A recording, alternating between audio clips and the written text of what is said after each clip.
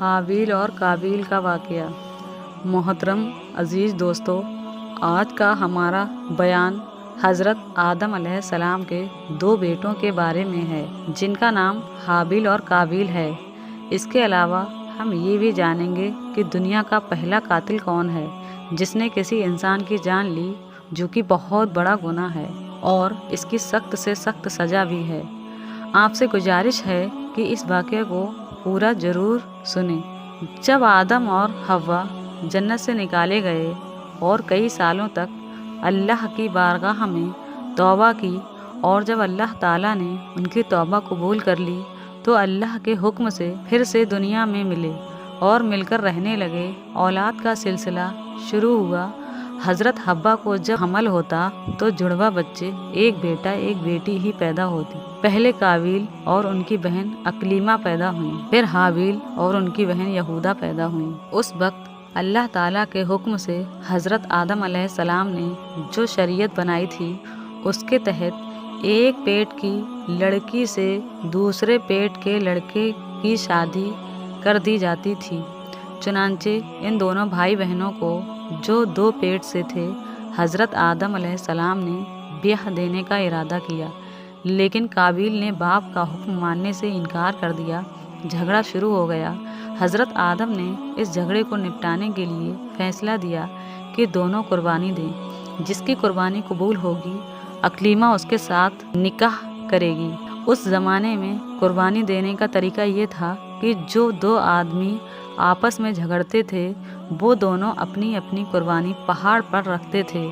آسمان سے بے دھوئیں کی آگ آتی تھی اور حق جس کی طرف ہوتا تھا اس کی قربانی کو قبول کر لیتی تھی۔ جب دونوں بھائی اس فیصلے پر راضی ہو گئے تو حابیل نے ایک موٹا سا مینڈا اپنے گلے میں سے جدا کیا اور قابیل ایک ٹوکرا گیہوں کا لے جا کر رکھ آئے۔ خدا کی قدرت سے ایک آگ آسمان سے آئی۔ قابیل کی قربانی پر اس نے کوئی توجہ نہ دی، جبکہ حابیل کی قربانی کی طرف گئی اور اسے قبول کر لیا۔ حابیل کی قربانی کا قبول ہونا ہی تھا کہ قابیل کے من میں کپٹ اور بیر بڑھ گیا۔ اس نے حابیل کو دھمکی دی کہ میں تجھے جان سے مار دوں گا۔ حابیل نے کہا، اس میں میری غلطی کیا ہے؟ میں تو حق پر ہوں۔ اللہ تعالیٰ کے حکم سے میری ہی قربانی قبول ہوئی ہے، تمہاری نہیں۔ پھر اگر تو مجھ پر ہاتھ اٹھائے گا تو بھی میں کچھ کہنے والا نہیں۔ پھر پتھر دل قابیل نے موقع دیکھ کر مظلوم حابیل کے سر پر شیطان کے بہکاوے میں آ کر ایسا پتھر مارا کہ بیچارہ بھائی شہید ہو گیا۔ قابیل نے یہ بہت بڑا گناہ کیا تھا۔ قابیل حابیل کی لاش کو کچھ دنوں اٹھائے لیے پھرتا تھا۔ اس کی سمجھ میں نہیں آتا تھا کہ اس لاش کا کیا کروں اور لوگوں کی نظروں سے اسے کیسے چھپاؤں۔ ایک دن اللہ کا حکم ایسا ہوا کہ پریشان حال قابیل کی نظروں کے سامنے دو کوے آ کر لڑنے لگے، یہاں تک کہ ایک کوے نے دوسرے کو مار ڈالا۔ مارنے کے بعد اپنے پنجوں سے زمین کھودی اور مرے ہوئے کوے کو اس میں گاڑ کر پنجوں سے مٹی برابر کر دی۔ قابیل اپنی آنکھوں سے یہ منظر دیکھ رہا تھا۔ سوچنے لگا، میں شاید کوے سے بھی گیا گزرا ہوں کہ اپنے بھائی کی لاش کو کندھے پر لیے لیے پھرتا ہوں اور اسے چھپا نہیں پاتا ہوں۔ پھر اس نے زمین کھودی اور بھائی کی لاش کو گاڑ دیا۔ قابیل کے اس جرم کا حال حضرت آدم کو معلوم ہوا۔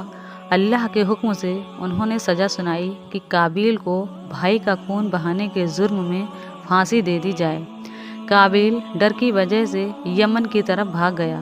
وہاں جا کر اس نے اللہ کی عبادت کرنے کے بجائے آگ کی پوجا شروع کر دی۔ حضرت آدم ہمیشہ کعبہ شریف حج کے لیے جایا کرتے تھے۔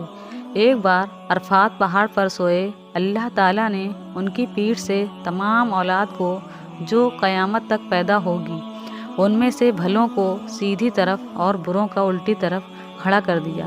ان سب کو حکم الہی ہوا، کیا میں تمہارا رب نہیں ہوں؟ سب نے کہا، ہاں تو ہی ہمارا رب ہے۔ اللہ تعالیٰ نے ان کے اس اقرار پر فرشتوں کی گواہی لکھی اور اسے حجر اسود میں امانت رکھی۔ اسی لیے حضرت علی رضی اللہ تعالیٰ عنہ سے روایت ہے کہ جو کوئی حج کرے گا تو حجر اسود اس کی گواہی دے گا۔ جب حضرت آدم نے اولاد کی کثرت زیادتی دیکھی تو اللہ کے دربار میں عرض کیا، اے اللہ، ये बढ़ती मखलूक दुनिया में कहाँ समाएगी। अल्लाह ताला की तरफ से इरशाद हुआ, ये ठीक है कि दुनिया में नहीं समाएगी, इसीलिए मैं अपनी कुदरत से कुछ ही को ज़मीन पर रखूँगा। बहुत से तो मरने के बाद ज़मीन में दफन हो जाएंगे, कुछ को बापों की पीठ में रखूँगा और कुछ को माँओं के पेट में जगह दूँगा। हदीस में आया है कि अपनी नस्ल में से एक ज़बान पर जो सीधे हाथ पर था, जब हज़रत आदम की नज़र पड़ी तो देखा कि वो है तो बहुत खूबसूरत, लेकिन रोता चला जा रहा था। हज़रत आदम ने जिब्राईल अलैहिस्सलाम से पूछा कि ये कौन है। हज़रत जिब्राईल अलैहिस्सलाम ने कहा, एक जवान है जो हमारी औलाद में से है, नाम दाऊद है, जो पैगंबर है और अल्लाह के यहाँ जो बेहद मकबूल है। उनका रोना सिर्फ चूक की वजह से है जो उनसे होने वाली है। हज़रत आदम ने फिर पूछा, उनकी उम्र कितनी है। कहा 60 वर्ष। हज़रत आदम ने किले की तरफ मुँह करके दुआ की, ऐ अल्लाह, मेरी उम्र तूने 1000 वर्ष मुकर्रर की है, 40 वर्ष मेरी उम्र में से इसको दे दे। अल्लाह ताला ने हज़रत आदम अलैहिस्सलाम की ये दुआ कबूल कर ली। जब हज़रत आदम अलैहिस्सलाम की उम्र के 960 वर्ष पूरे हो गए और हज़रत इज़राइल अलैहिस्सलाम रूह कब्ज़ करने के लिए हज़रत आदम अलैहिस्सलाम के पास आए तो हज़रत आदम ने फरमाया, अभी तो 40 साल उम्र के बाकी हैं। हज़रत इज़राइल अलैहिस्सलाम ने कहा, ये 40 वर्ष तो अहद के दिन आपने हज़रत दाऊद अलैहिस्सलाम को दे दिए थे। हज़रत आदम को ये बात याद नहीं रही थी, इसी वजह से उन्होंने इनकार कर दिया। ये अलग बात है कि बाद में अल्लाह ताला ने उनकी उम्र पूरी कर दी। दोस्तों, ये वाक़या भी अल्लाह की मर्ज़ी से था, जिसका मकसद दुनिया का दस्तूर बनाना था, वरना अल्लाह ने अपनी नबियों बेशुमार मोज़ज़े और खूबियों से नवाजा है। वो कभी भुला नहीं करते, उन्हें तो आने वाले वक्त के हालात भी मालूम होते हैं। हज़रत आदम अलैहिस्सलाम के इकरार न करने का मकसद सिर्फ ये था कि आने वाले वक्त में दुनिया के लोग लेन देन और मामलों में गवाहों के साथ लिखा पढ़ी का भी दस्तूर बन जाए, ताकि कोई अपने लिखे से इनकार ना कर सके। जब हज़रत आदम अलैहिस्सलाम बहुत ज़्यादा बीमार हुए तब उनको जन्नत के मेवों की बड़ी ख्वाहिश हुई। उन्होंने अपनी औलाद से जन्नत के मेवे लाने के लिए कहा भी। वे जब बाहर निकले तो देखा कि हज़रत जिब्रील अलैहिस्सलाम और कई फरिश्ते जन्नत से कफन और खुशबू साथ में लिए आ रहे हैं। औलाद ने हज़रत आदम की ख्वाहिश का जिक्र उनसे किया।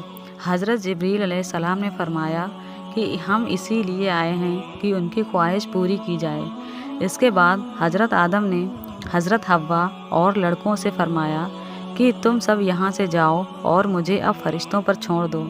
चुनांचे उन सबके जाने के बाद मलकुल मौत रूह कब्ज़ करने लगे। हज़रत आदम अलैहिस्सलाम अल्लाह की याद में लगे रहे और फरिश्तों रूह मुबारक को कब्ज़ कर लिया। नहलाने और कफन पहनाने के बाद हज़रत जिब्रील अलैहिस्सलाम के मुताबिक हज़रत शीस अलैहिस्सलाम ने जनाजे की नमाज़ पढ़ी और हज़रत आदम अलैहिस्सलाम को दफन कर दिया गया। जनाजे की नमाज की रस्म क़यामत तक के लिए उसी वक्त से तय कर दी गई।